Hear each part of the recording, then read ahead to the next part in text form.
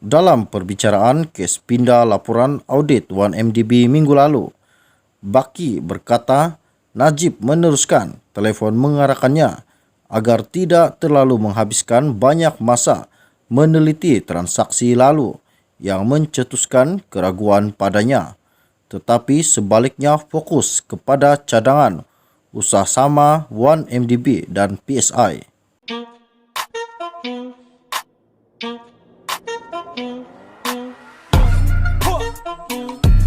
Pasukan pembelaan Najib Razak berhujah yang bekas Perdana Menteri itu tidak pernah mengarahkan lembaga pengarah 1MDB pada 2009 untuk meneruskan usaha sama dengan syarikat Abu Dhabi Petro Saudi International PSI.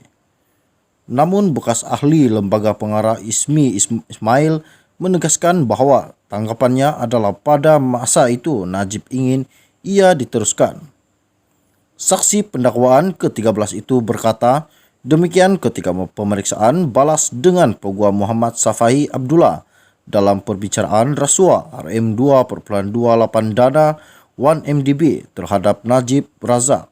Safai bertanya tentang perbualan telefon antara pengurusi lembaga pengarah ketika itu Muhammad Baki Saleh dengan Najib ketika mesyuarat pada 26 September 2009. Dalam perbicaraan kes pindah laporan audit 1MDB minggu lalu, Baki berkata Najib meneruskan telefon mengarahkannya agar tidak terlalu menghabiskan banyak masa meneliti transaksi lalu yang mencetuskan keraguan padanya, tetapi sebaliknya fokus kepada cadangan usaha sama 1MDB dan PSI. Baki berkata ahli perniagaan Low Tek Jo yang turut hadir dalam mesyuarat itu menyerahkan telefon itu kepadanya. Hari ini Safai turut merujuk keterangan Bakai dalam perbicaraan lain.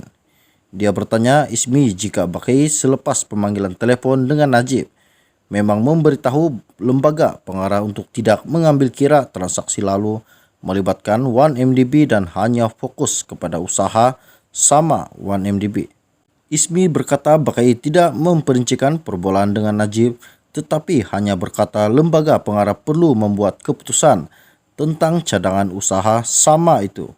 Ismi berkata Bakai tidak memperincikan perbualan dengan Najib tetapi hanya berkata lembaga pengarah perlu membuat keputusan tentang cadangan usaha.